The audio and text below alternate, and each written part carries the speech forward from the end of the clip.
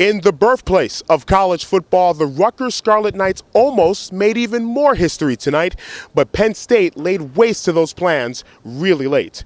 Bill Belton's 5-yard touchdown run with 1:13 to go in the ball game gave Penn State its only lead of the game, but it was enough to give the Nittany Lions a 13-10 victory over the Rutgers Scarlet Knights here at High Point Solution Stadium in Piscataway, New Jersey, the conference opener for both teams and the first game for the Rutgers Scarlet Knights in conference play as a member of the Big Ten Conference. Penn State star quarterback Christian Hackenberg, he threw for 773 yards in the first two games combined of the season. He threw for 309 yards here tonight, but it was a hard 309 yards. He was sacked 5 times by the Rutgers defense. He was hurried a whole lot more times than that. But the real story of this ball game, the Penn State defense. Speaking of quarterbacks, Rutgers quarterback Gary Nova was picked off by the Penn State defense 5 times in the ball game. And after the game, I talked with Penn State cornerback Trevor Williams. He had 2 of Penn State's 5 interceptions.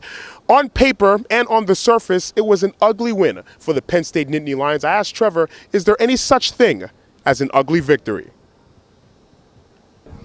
As long as we get the win, that's all that matters. But yeah, it's always cases of ugly wins, but I take a ugly win over a loss any day.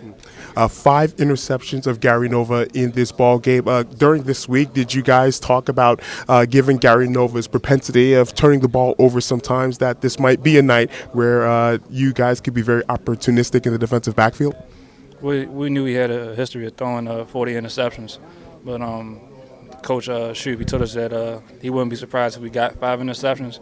And that was the goal the whole week, and we all believed it. We all put our sights on it, and we just took advantage of it. How frustrating was it when all those turnovers weren't leading to points? There was only 1 turnover out of the 5 where you got points, and it was just a field goal. So was it frustrating as a unit where your turnovers weren't being converted into points by the offense? Well, we got to have each other's backs. Sometimes it's going to be when the offense has to bail us out, and sometimes we want to have to bail them out, but we're confident in how we play the game of football and how we play on defense and offense. And if we got to go out there and get 10 interceptions, we'll go out there and get 10 interceptions. But it was a great team win. How important was it to get this opening win on the road? It was a very tough environment that you played here, one of the toughest environments, I would believe, right? Yeah, it was a great Big Ten opener in a hostile environment against a great physical team.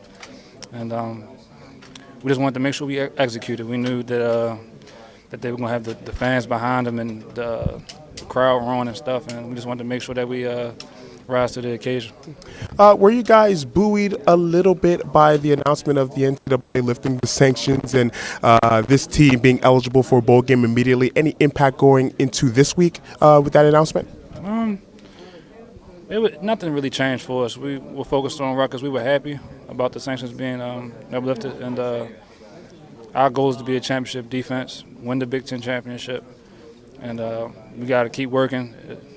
It's a long road, but next week we got UMass, and that's what we're focused on. Are you a championship defense right now? Yes. I have faith in my coaching staff and my teammates, and in order to be a championship team, we got to believe it first. So. What do you guys on the defensive end possibly have to improve on from now until the end of the season when you hope to be a championship team with a championship defense? We just got to keep doing the little things, correcting the detail. There's always room for improvement, and the coaches there on us all the time. And this is a lot of competitive guys, and we want to make sure that we take care of any wrinkles that we have in order to become a better team.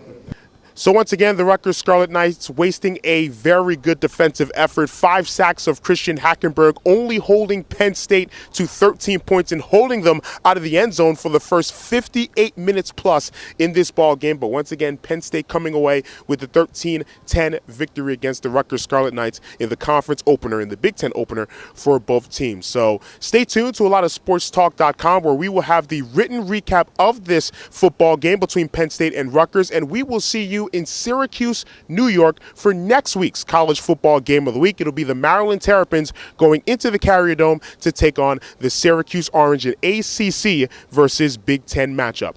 From High Point Solutions Stadium in Piscataway, New Jersey, my name is Adeshina Koike for a lot of sportstalk.com.